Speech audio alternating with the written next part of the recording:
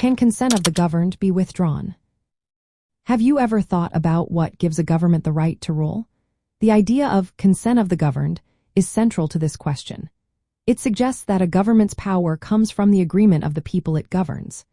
This concept is deeply rooted in social contract theory, especially in the works of John Locke. He believed that political authority is only justified when it protects the natural rights of individuals, such as life, liberty, and property. So, what happens if a government fails to protect these rights? According to this theory, the people have the right to withdraw their consent.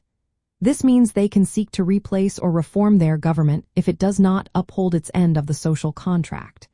This idea is not just a one-time agreement but a continuous relationship. Consent is conditional and can be revoked if the governed feel their rights are being violated.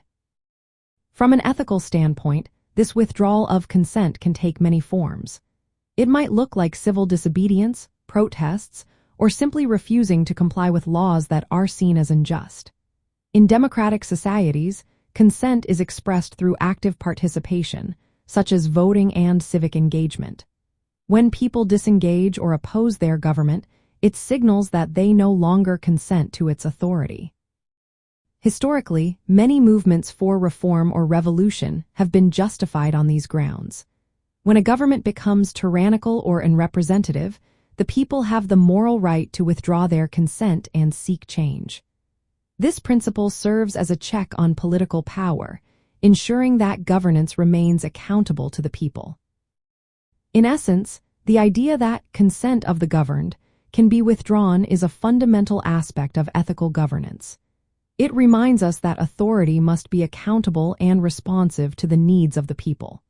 When a government fails to respect the rights and interests of its citizens, it loses its ethical justification to exercise power. Therefore, the answer to our question is clear. Yes, consent of the governed can indeed be withdrawn, and this is a vital part of maintaining a just society.